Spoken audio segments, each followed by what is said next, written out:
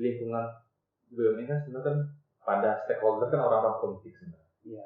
Stakeholder badan usaha negara ini kan stakeholder orang-orang politik yang semaksimal mungkin mencoba menangkap pengaruh-pengaruhnya sebenarnya. Iya. Jadi memang itu huluk yang BUMN yang ada di Indonesia. Sebenarnya.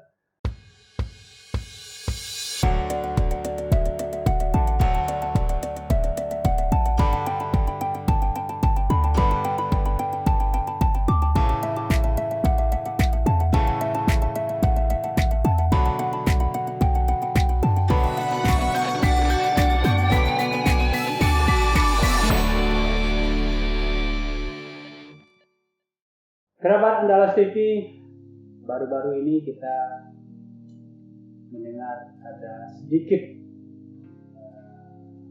ribut-ribut ya soal BUMN, terutama komisarisnya.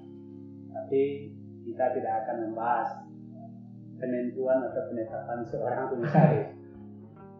Kali ini kita akan berbincang dengan salah seorang akademisi dari Universitas Andalas, yaitu Ilham Aldelano Azre.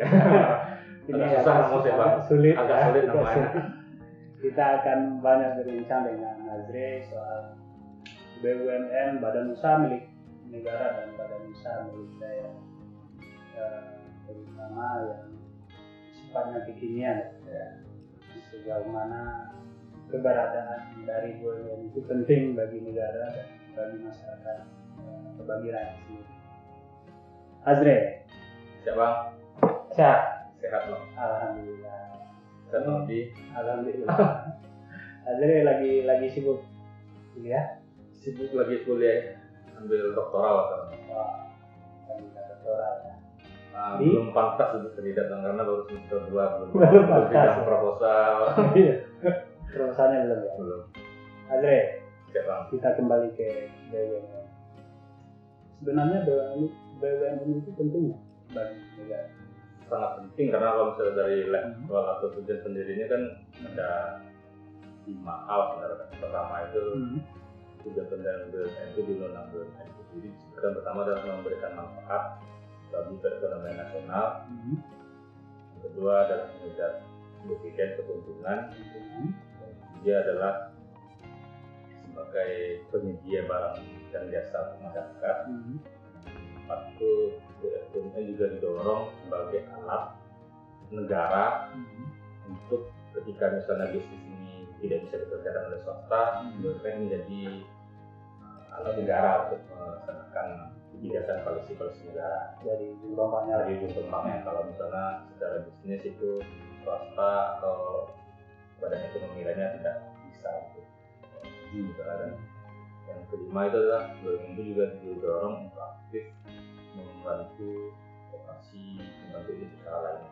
Jadi kalau kita ada kita ada darinya tujuan pendiriannya itu jelas pertama memberikan manfaat bagi perekonomian nasional dan memberikan pendapatan bagi negara. Mengejar keuntungan. Jadi kalau misalnya kita lihat namanya badan usaha kan itu yang cara berpikirnya kan juga ada bisnis. Kalau misalnya kita tujuan pendiriannya yang 1 dan 2 itu kan bicara bisnis sebenarnya, dan bisnis juga pemanfaatan ekonomi sebenarnya. Yang kedua juga badan usaha negara juga tanggung jawab sosial. Bisa dikatakan misalnya BUMN itu menyediakan fasilitas jasa-jasa kepada publik yang bermanfaat untuk masyarakat misalnya kereta api misalnya, ya swasta kan nggak mungkin terlibat di jasa kereta api misalnya, atau misalnya jasa penyedia listrik misalnya. Kecuali yang sekarang kereta api. Nah, kedua kereta api cepat kan kerjasama BUMN ada dengan stasiun Cina ya. Tidak juga misalnya BUMN yang misalnya kayak PLN misalnya, PLN kan juga mulai terlibat swasta sebenarnya. Kerjasama dengan swasta misalnya kayak pembangkit listrik itu kan dulu monopoli PLN. Iya. Sekarang sudah tidak lagi misalnya. Tapi kan tidak semua BUMN yang memang betul-betul sahamnya semuanya dari pemerintah. Ya. Ada juga swasta masuk. Pengertian dasar BUMN itu adalah pemerintah itu punya saham 50%. 50%. Kalau di bawah 50% itu dia bukan dikatakan BUMN. Dia punya saham minimal 50%. Kalau di bawah 51% itu? Ya bisa dikatakan bukan BUMN lagi, kayak Indosat misalnya. Indosat misalnya dulu dijual kepada Qatar, siapa yang jual Indosat sekarang? Qatar gitu ya. Sekarang sama pemerintah hanya sekitar 16%. Dia nggak masuk ke BUMN lagi, tapi pemerintah dikasih saham, mendapat saham kayak saham utama. Jadi pemerintah bisa menentukan direksi, pemerintah diajak serta dalam bentuk komisaris di Indosat seperti itu, karena kedatangan pemerintah di sana. Jadi yang kalau misalnya kayak Pertamina kan 1% itu. Kalau kayak Bank Mandiri itu ada pemerintah sekitar 2% itu, ada saham publik misalnya di bursa saham. Dari itu juga seperti itu. Banyak sekarang BUMN itu negara punya saham mayoritas, tapi juga ada saham publik di sana. Saham publik dan juga ada saham misalnya saham investor lain misalnya. Tapi tetap pemerintah punya saham mayoritas. Azril, dari tahun ke tahun kan BUMN pasti begitu menjadikan dividen atau pendapatan. Ingin tahu Azril bagaimana, ada peningkatan dari tahun ke tahun atau memang stagnan aja pendapatannya? Kalau misalnya kita lihat grafiknya Bang, mulai tahun 2002 coba baca data, pola kenaikan keuntungan BUMN ini kayak pola eksponensial, jadi selalu naik. Terakhir keuntungan dividen yang diberikan BUMN ini tahun 2020 ini setelah Covid ini sekitar 44,6 triliun. Turun dibandingkan tahun 2019. Tapi bisa dimaklumi kita Covid lah. Pandemi turun sekitar 11 triliun. Peningkatan keuntungan BUMN ini juga diiringi oleh peningkatan aset. Di pola ini sama-sama naik. Di pola asetnya naik ke atas, terus sejak tahun 2022 itu, sejak tahun 2002 polanya naik ke atas, keuntungannya pun naik pola seperti itu. Jadi grafiknya kecenderungannya BUMN selalu memberikan dividen pada negara, dan negara tidak hanya dapat dari dividen saja dari BUMN, negara juga dapat yang namanya pajak pajak itu sekitar 200 triliunan rata-rata itu. Besar, lalu juga ada penerimaan negara bukan pajak, ada tambang, itu tentang atau iuran dari desa pelabuhan dan lain sebenarnya. Jadi ada 3 komponen utama, ada dividen, pendapatan negara yang didapatkan dari BUMN, komponennya dividen, penerimaan negara pajak, dan penerimaan negara bukan pajak. Jadi sebenarnya kritikan kita juga ada sebenarnya. BUMN itu jumlah sekitar 110 ke 116, belum lagi anak perusahaannya. Lagi anak perusahaan ya. Cucunya mungkin ada juga. Cicil malah sampai cicit gitu. Sampai cicit, tapi rata-rata dari keuntungan yang sekitar dividen itu yang sekitar 45 triliun ini tahun 2020 terakhir itu hanya disumbangkan oleh 5 perusahaan yang besar. 90% dari 45 triliun itu hanya diberikan oleh nominal itu hanya diberikan oleh 5-7 perusahaan. Jadi tidak terlalu banyak ya. Jadi dari jumlah BUMN 110 itu dapat 45 triliun itu memang besar, tapi itu 90%-nya diberikan oleh perusahaan yang nggak terlalu banyak, nggak banyak ya. Kalau kontribusi BUMN lain hanya paling kayak BRI, Mandiri, Telkom, Indonesia, BRI, ya Pertamina mungkin, PLN, kontribusinya hanya diberikan oleh dia mungkin hanya 10 BUMN itu, 90% dari 45 triliun itu hanya 10 BUMN memberikan kontribusi. Karena ada problem klasik di dalam pengelolaan BUMN ini. Sebenarnya problem itu sebenarnya bisnis BUMN ini pertama banyak yang sukses sebenarnya. Bisnis ini banyak yang sebenarnya bisnis yang sebenarnya memang udah nggak layak dipertahankan. Masa Bang Togong tahu kita punya BUMN untuk bikin rekaman loh. Kita punya BUMN untuk bikin buku misalnya. Lalu kita punya BUMN untuk bikin cat. Ada lagi yang lain sebenarnya. Kita punya BUMN di jasa angkutan, jasa logistik, konsultan dan lain-lain sangat banyak. Kita rekaman dan lain semua BUMN.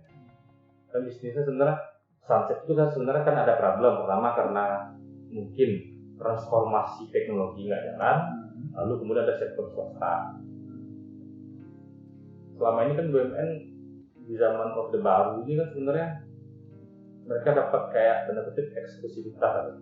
Tapi kalau saya lihat kan sebenarnya BUMN tidak perlu memberi alasan seperti itu kenapa dia tidak perlu. Iya. Ada dia disediakan modal kan, sediakan modal mau apa silakan. Ya, misal kalau modal ini kan sebenarnya dia dipisahkan kayak dia dari negara. Negara pun kalau misalnya memberikan modal kepada BUMN banyak sekali klasifikasinya. Misalnya saya berikan contoh, Utama Karya itu dapat pernyataan modal dari negara karena ada penugasan untuk Utama Karya untuk bangun jalan tol misalnya. Untuk bangun jalan tol. Kenapa? Karena jalan tol ini merupakan bagian dari proyek strategis nasional, mungkin dividennya agak lama misalnya. Cash flow mereka nggak cukup untuk membiayai, lalu diberikan pernyataan modal negara oleh pemerintah terhadap Utama Karya. Karena secara skala ekonomi kan sebenarnya badan jalan tol Sumatera ini kan secara skala ekonominya agak lama waktunya. Tapi kita kembali tadi kan mengembangkan perekonomian nasional. Ketika dibangun jalan tol ini misalnya tentu punya multiplier efek terhadap perekonomian negara, seperti itu. Berdampak pada pembangunan negara, memacu pertumbuhan ekonomi baru ketika itu. Tapi negara kan sekarang masih punya pembangunan negara. Kalau untuk BUMN yang tidak menjadi kampus distribusi besar itu selain apa namanya? Kalau sarannya dibubarin aja lah. Dibubarin daripada jadi beban misalnya. Karena perusahaan swasta yang bergerak di situ juga untung ya. Tadi kemarin tadi kita pertama bicara bisnis mereka lambat untuk bertransformasi misalnya. Lalu ketika misalnya ada swasta kan kecepatan dalam mengambil sebuah tindakan bisnis kan cepat kan. Sementara BUMN agak lama kan. Kadang ada proses birokrasi pula juga. Berarti persoalan SDM dan regulasi ada perusahaan ada SDM, regulasi, tata kelola juga punya peran penting. Karena BUMN diperlakukan sebagai disuruh cari untung, tapi pola-pola pengolahan kayak pola-pola birokrat misalnya kan. Sementara bisnis kan kalau bicara momentum, misalkan ngambil momentum duluan, first in dia dapat daya dia harap kan. Harus mengambil, harus menarik ya, kayak seperti itu. Ada apa? Memang ini kayaknya sekarang udah kalau misalnya kita bandingkan yang dulu jauh lebih berubah. Tapi kalau misalnya kita bandingkan dengan kota sebenarnya juga banyak masalah juga. Kalau misalnya kita bicara disertasinya orang yang bank di UGM, return of asset dari badan usaha negara di sektor perkebunan itu kan itu sangat jauh sekali dengan yang didapatkan sektor swasta. Atau misalnya sektor hotel misalnya return of asset dia dengan aset segini dibandingkan dengan perusahaan sejenis di luar negeri itu timpang sekali. Jadi return of asset itu kan modal berapa punya aset berapa untung yang kita dapatkan sangat inilah belum dibandingkan dengan perusahaan sejenis modal yang dikucurkan begitu besar, modal aset yang ada sementara pendapatannya atau dividennya atau ininya rendah. Ada juga masalah dalam BUMN ini bang, kalau kita lihat pendidikan BUMN ini kan semua serba teknologi ambil. Nah, ada misalnya BUMN bidang A misalnya, anak perusahaan ada sakit, ini padahal itu bukan apa nih? Core bisnisnya bukan itu misalnya. Misalnya maaf, Pertamina itu punya rumah sakit. Core bisnis Pertamina kan nggak ngelola rumah sakit sebenarnya. Selain Badang punya juga rumah sakit misalnya. Karena Tokyo juga punya rumah sakit misalnya. Core bisnisnya itu, karena core bisnis seperti itu, nggak tahu apakah ini akan jadi beban atau enggak. Makanya di BUMN ini kalau misalnya kita lihat tuh bang, ada BUMN 1510, ada juga anak perusahaannya belum kita hitung, ada juga cicit perusahaannya, ada juga cicit perusahaan sampai ke bawah itu misalnya. Dan kalau saya lihat mulai zaman mulai zaman Pak di periode Pak Kendala itu sudah mulai kurang satu. Jadi apalagi yang sekarang ini fokus pada bisnis mesin. BUMN fokus pada bisnis mesin.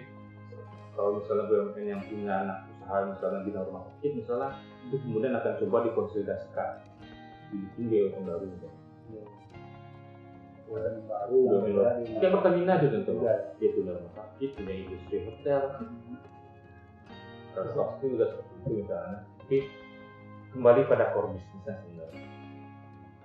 biar nggak terlalu rumit. Ya nggak terlalu rumit juga memang fokus pada core bisnisnya itu kan sebenarnya kan nilainya lebih tinggi. Kayak Pertamina contohnya, bisnis sekarang banyak di sektor hulu, di sektor hilir misalnya, ya kayak jualan bensin ini yang lain misalnya. Tapi pada untungnya ternyata di sektor hulu, itu untung banyak. Itu misalnya kayak bicara Petronas yang perusahaan lain itu untungnya dari nambang minyak itu, bukan dari usaha jualan minyak. Nah, itu selalu banyak faktor-faktor problem karena. Tapi juga ada satu ini sebenarnya permasalahan dari dulu yang sebenarnya sulit kita naikkan sebenarnya. Lingkungan BUMN kan sebenarnya kan pada stakeholder kan orang-orang politik sebenarnya. Iya. Stakeholder badan usaha negara ini kan stakeholder orang-orang politik yang semaksimal mungkin mencoba menangkap pengaruh-pengaruhnya sebenarnya. Jadi memang itu hulu yang BUMN yang ada di Indonesia. Ini kan pemerintah telah berupaya memperbaiki BUMN sekarang. Ya. Salah satu usaha yang dilakukan itu yang membuat holding perusahaan yang sama kondisinya. Azeri sendiri juga bagaimana? Holdingisasi badan usaha milik negara ini kan sebenarnya kan policy bisnis dari negara untuk lebih menyimpulkan pertama jumlah BUMN dan juga membuat proses bisnisnya lebih cepat sebenarnya. Jadi BUMN yang ada misalnya BUMN tambang disatukan dalam holding tambang itu juga bagusnya itu juga pada aspek bisnis karena nanti ada penyatuan aset sebenarnya. Penyatuan aset bisa dapat modal lebih banyak nanti, bisa ekspansi usaha lebih cepat. Kedua ada juga holding ini dibikin karena memang untuk menertibkan praktek-praktek dalam BUMN sehingga ditarik semua kewenangan itu yang selama ini telah dapat pada BUMN ini kemudian ditarik kepada Indonesia Holding. Efeknya profesionalitas juga akan semakin baik.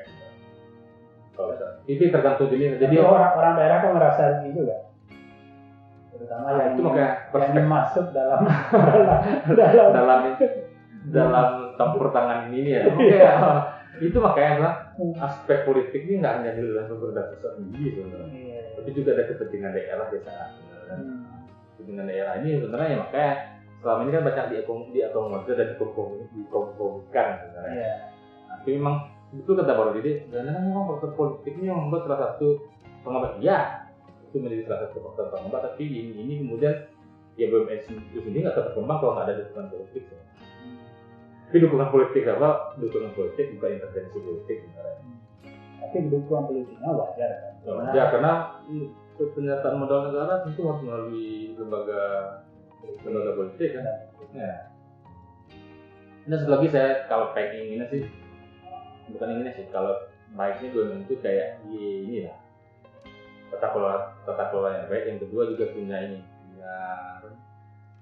transparansi yang baik. Itu bisa sekarang melalui IPO doang, initial public offering, dijual sama kepada publik. Jika dijual sama kepada publik misalnya kayak di Bursa Efek Indonesia, dia akan memenuhi standar kepatuhan yang sangat tinggi dari BUMN. Itu salah satu cara kita untuk membendung yang nama dari intervensi itu. Jadi dia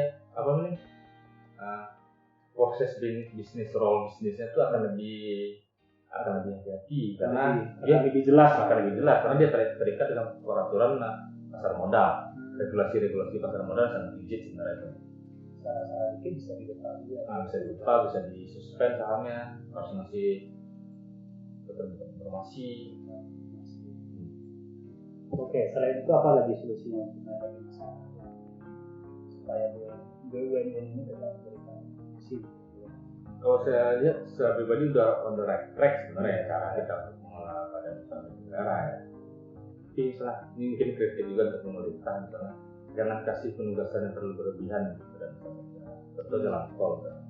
Secara terbuka hari ini misalnya bisnis jalan tol itu kan bisnis yang lama tapi mereka ngambil